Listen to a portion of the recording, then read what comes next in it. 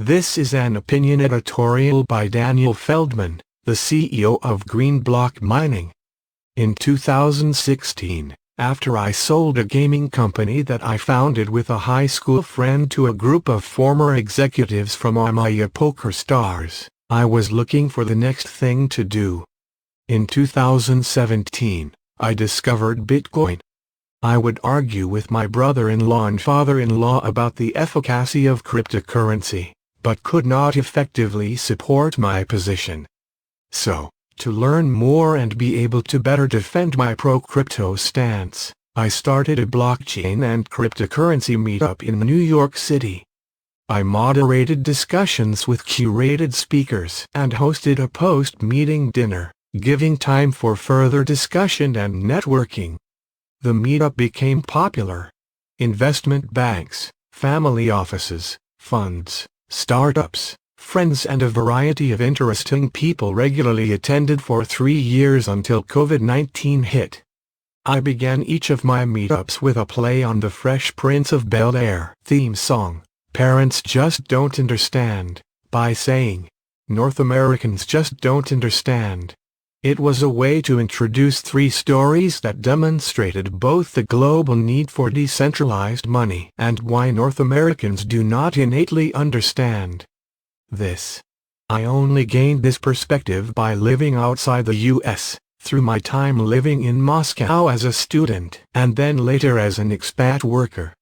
Story 1.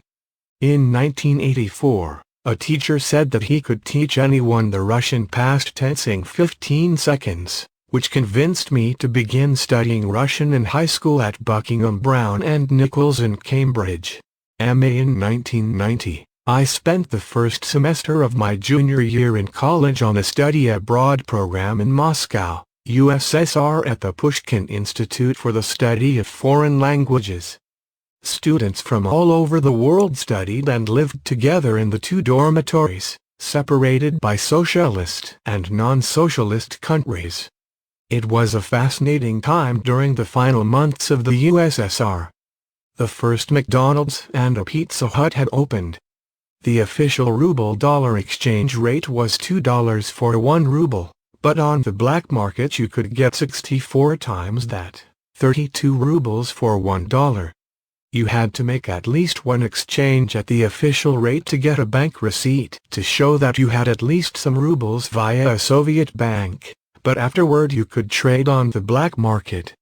All of the foreign students at my institute traded their hard currency into rubles.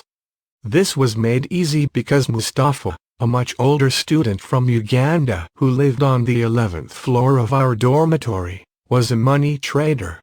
We would go to his room with our hard currency, in my case US dollars, and he would light some incense, offer us a shot of Russian cognac, and then pull out a suitcase full of neatly stacked Russian rubles from under his bed. He offered the best rate in the city. I have no idea where he got so many rubles or who he was trading the money for. Was it the Russian government? The school? The Ugandan government?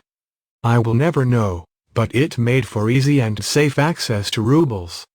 We knew that there were a lot of scams involving old, outdated ruble notes or people who just took your money and ran away if you tried trading on the streets of Moscow. One day, our resident assistant said that the U.S. ambassador had called to tell us that all 50 ruble bills would be taken out of circulation at the end of the week. This was not public knowledge. Each Soviet could take 6 bills to the bank, have their domestic passports stamped, and be given new 50 ruble bills. As the Soviet Union was a matrix economy, this government act was going to devastate the savings of much of the population. No one wanted the government to know how much they had in savings, and no one trusted the state-run banks to hold their money. With this advance notice from the ambassador, we took our 50 ruble notes and bought Soviet champagne and cognac from a group of Nigerian students who sold alcohol in the dormitory, and threw a big party for all of the students studying at our institute. Of course, when it became public knowledge that the 50 ruble notes were being cancelled, The Nigerians were outraged as they immediately knew that the privileged Americans must have had advanced notice, as we paid them in 50-ruble notes only. I was only able to calm them down when I gave them a Belle Biv DeVoe cassette as a peace offering. Story 2. In 2002, 11 years later, I was now a lawyer. I moved back to Moscow, Russia, no longer the Soviet Union. I worked for Yukosoil at a new office building near the Paveletsky train station. My office was on the top floor with great views of Moscow and the nearby train station. Occasionally, while walking to work from the nearby metro station or looking down at the commercial area surrounding the train station, I would see long lines outside a bank. People would wait for hours in these lines. Russians are famously good at waiting in lines, but that reputation was mostly earned during the Soviet era when deficits of food and necessary goods were more common, so these lines seemed out of place. I asked a Russian colleague why there were lines, and she matter-of-factly replied, "That bank is going out of business and customers are being offered 60 cents on the dollar to get their money out." A few weeks later the bank would reopen and another bank would announce it was closing and another line would form. Watching from above, it was like a game of nefarious musical chairs. After the collapse of the Soviet Union in the early 1990s, a middle class slowly developed and an increasing percentage of the population had to use privately run banks to hold their money. They had no choice as their savings were too large to keep under their mattress, and they could not afford the 24-hour security for their apartment that they would otherwise need. So they had to trust in trustworthy banks and understood that losing some of their money was part of the cost of protecting their savings. This is somewhat analogous to a negative interest rate. Story 3. I worked directly for an oligarch who was the richest Russian. I was also friendly with other expats who worked for wealthy Russians, ranging from billionaire oligarchs to mini-gurks worth only in the hundreds of millions of dollars. They had great stories. One was once called into his boss' office where he was greeted gruffly with the question, "Who is this Mr. Dow Jones and how can I meet him?" Another friend worked for a mini-gurk who was told he had 5 days to leave the country. His businesses were going to be taken from him without remuneration, but he was not going to be arrested and would be allowed to leave Russia to live in exile. He was given less than a week to pack up and go. There was no appeal process. That was that. However, there was a problem. Like many wealthy Russians, he had full-time armed bodyguards and kept US dollars in his apartment for large transactions like buying a car or property, or to pay bribes to stay in business. The mini-gurk had $7 million in cash and no way to get it out of the apartment, let alone the country, by the end of the week. 3 police cars sat guard 24 hours a day in front of his building. A guard was at the door of the apartment, and at least one followed him wherever he went. My friend arranged for 2 Western Europeans to fly to Moscow the next day. They met at the mini-gurk's apartment.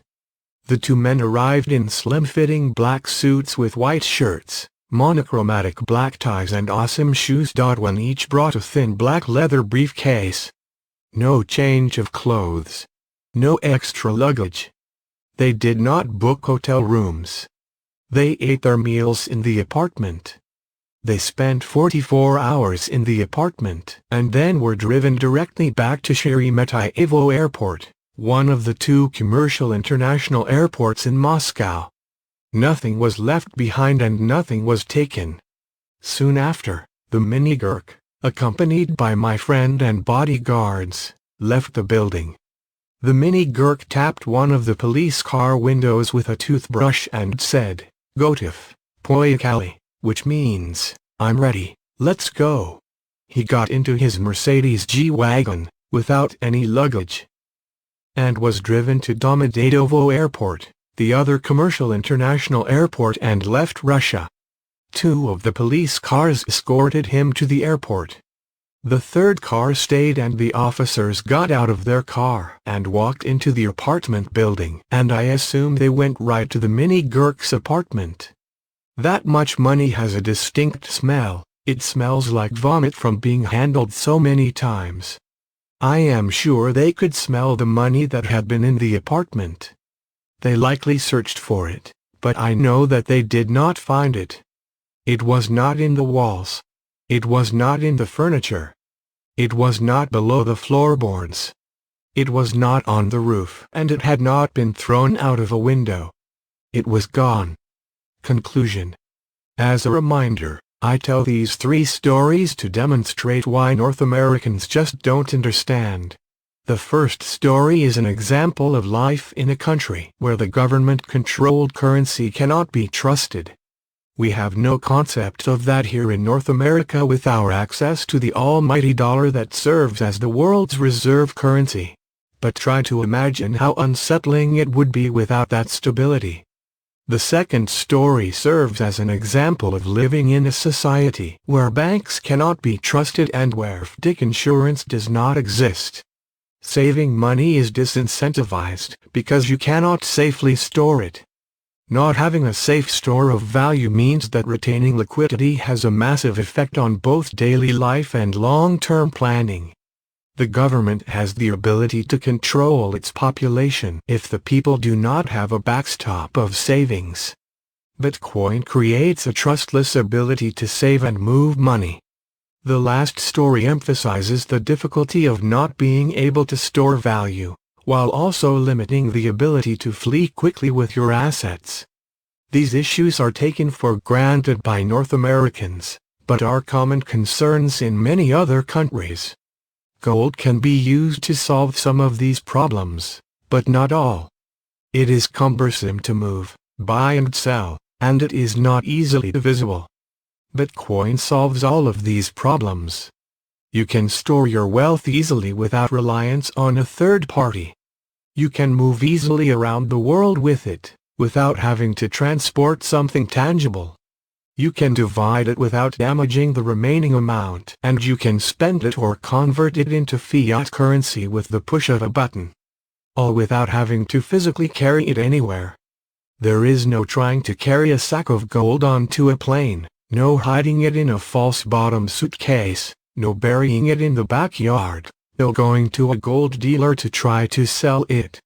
I hope you enjoyed these stories. What happened to the $7 million? The solution came by way of ingenious out-of-the-box thinking, which has helped guide my approach to problem solving. No one I have told this story to has guessed the answer.